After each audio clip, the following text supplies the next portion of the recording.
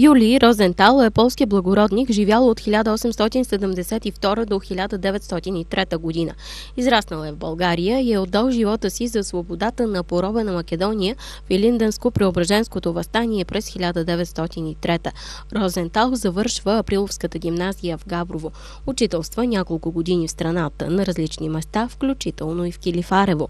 Оставя около 90 стихотворения, пръснати на различни места, които Антон Страшимиров събира след смъртта му в стихосбирката "Недопети песни", издадена през 1905 година. Стиховете са посветени на борбата за свобода на поробените, както и на любовта между хората. Благодарение на търсачеството на Радка Пенчева имаме още един поет. Тя преди години откри Георги Асен Дзивгов. Само така я показвам тази книга. Също интересен поет, интересен литературен критик.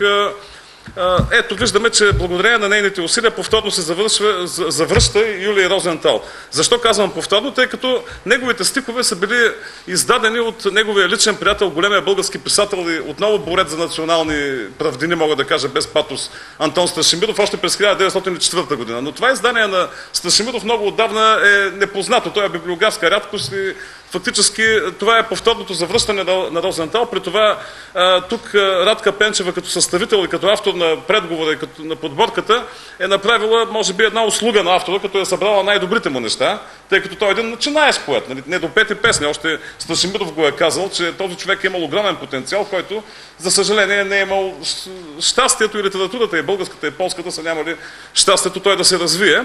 От друга страна, тук е и редакторската намеса на Снежана Иванова, така че книгата е усъвременена, без от това да става оригинала. Книгата излиза изцяло с финансовата подкрепа на Полския институт в София.